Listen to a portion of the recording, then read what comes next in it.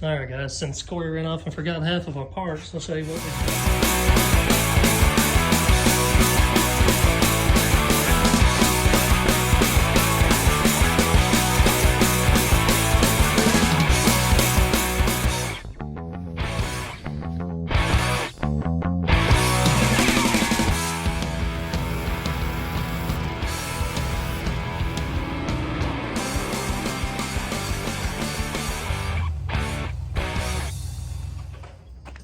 All right, if you see, we're at a different spot today.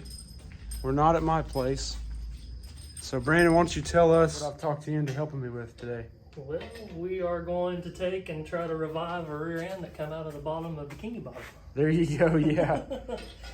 See if we can get the axle bearings out of this thing and get it rebuilt.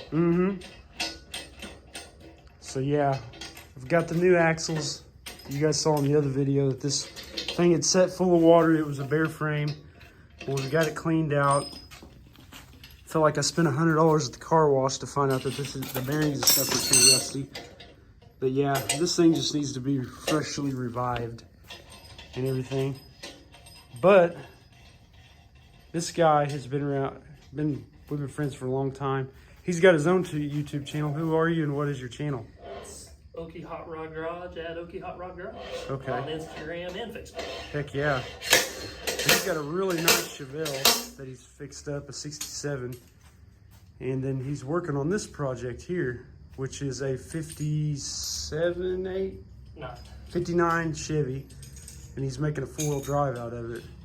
And we can go over it later, but if you see, it's not factory at all. And it's pretty cool stuff he's doing here. But we'll go over that in another video. But yeah, this is some pretty over-the-top stuff in my eyes. But yeah, we're gonna get started on this. We're gonna get these axle bearings out.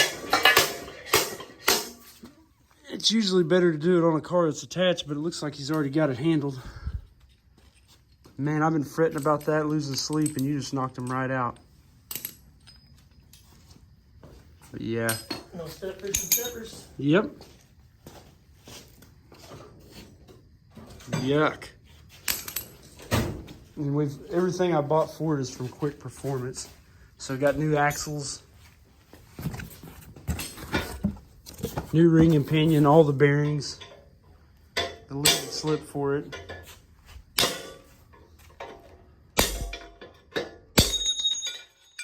Man, making it look easy. Alright guys, since Corey ran off and forgot half of our parts, I'll show you what we've done here. So we've got the new axle seals and bearings in. Got them in on both sides. Now these definitely aren't hard to do, but it does make a big difference when you have the right tools.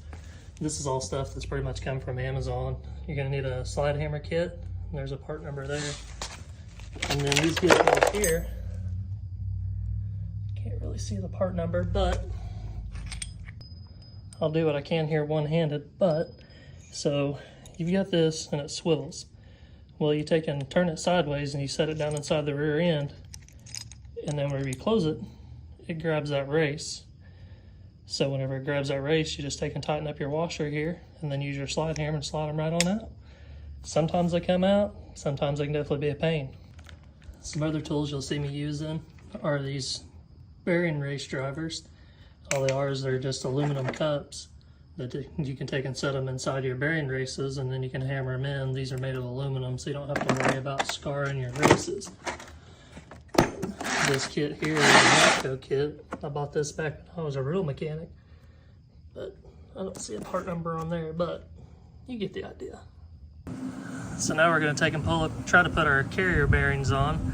It's going to be these two here. You can see these two here have got different size diameter inner holes. Those are going to be the outer and inner for the pinions. Here's our carrier. Looks like it's a Yukon piece. I think you got everything from Quick Performance. But let's see if we can get these bearings on. Alright, so we got one of our bearings on. Although, I just took and used my bearing driver and took and hit the bearing down to where it was flush and then finished it off with a hammer and a punch. But the big thing with these is to make sure that there's no gap in between the carrier and the bearing, because that'll definitely mess up all your measurements. And make sure you don't hit the outside of this cage, because it does not take much to bend it. Alright, so since I wasn't smart enough to put my camera on video instead of picture, here are the both bearings installed on the carrier.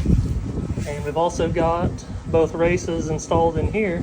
Whenever you put these races in, there's a shoulder on the back side of that. You want to make sure you get those races flat up against there. Alright, so now that we got our races and everything installed, we're going to install the ring on the carrier. Now, whenever you do this, you want to make sure, obviously, that it goes down evenly, because if you don't, it's going to cause one heck of a vibration and your readings are never be right. And on these bolts, be careful when you're putting them in and taking them apart, because a lot of them are actually left-handed thread. These, fortunately, are not, but just something to keep in mind. And also, when we put them on, we're going to put a little bit of Loctite on there, just so we don't have to worry about them backing out later.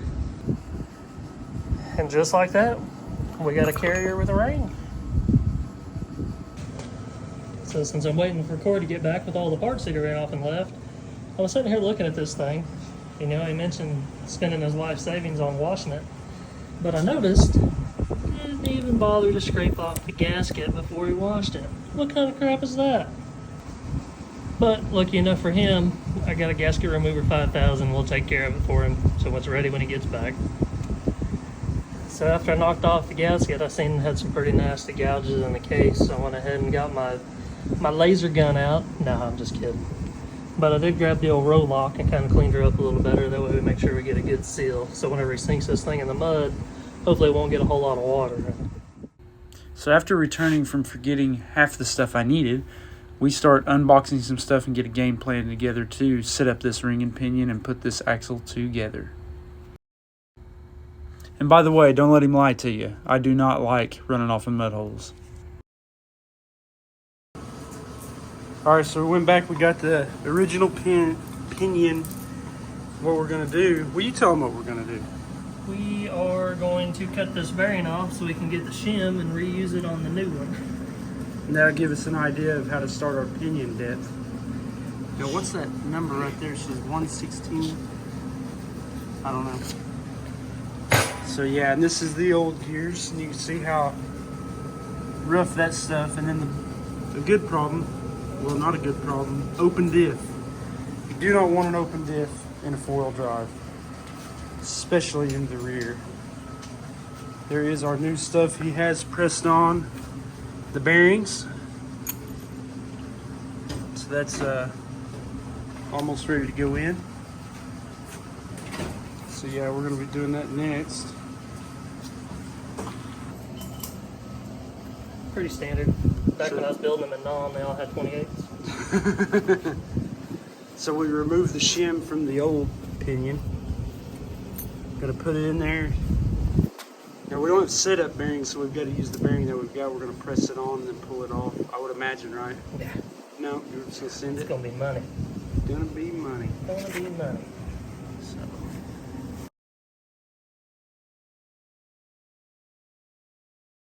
So check this out. So in this kit that we bought, we drove the seal in and flipped it over and the seal fell out. Look how soft that tolerance is not right. And the seal I took out of this was just, I like to never got it out. So this axle has never really been apart. So we went and got a new seal, or furthermore, he took one out of his collection, and we're gonna try this again. So that's a bummer. So that seal wasn't correct. All right, we got the carrier in, we got the pinion in, got the crush sleeve set. That wasn't really as bad as what I thought it would be. So we'll put this in there, set it up, and then we'll do our backlash setting. All right, don't pay attention to that one, but there's our pattern. Not too shabby. And on the deceler. Yeah, I didn't get on the decelerate part. But. So good morning, guys. Well, this is it for the K5 Blazer 12-bolt rear axle. I got the cover on it. It's glued down with a gasket and everything. I'm going to wait to put the fluids in it until day of when this thing's ready to run and drive. But I've got to put the brakes and stuff on it, and I'm going to repaint the drums. But it's too hard to do while it's just sitting on a stand. I'll wait till it's bolted to the truck before I go and put the brakes on it. But yeah, that'll be all for this axle.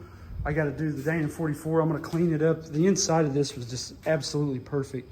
So I don't see anything. I'm going to have to change this. I'll pull that off the other one because the front end parts are really in good shape on this. And then I'm going to remove the rotors and stuff and get it ready to go under there. There's the springs I'm going to put back in it. So yeah. That's all she wrote for this one. We'll maybe our next video I'll be taking where we'll put the axles under the Blazer. Transmission's ready, so I mean, this is cool. I'm gonna order a new aftermarket cross member for the K5 because it's just, I want to use something a little bit different. But yeah, everything's coming together. So thanks, guys.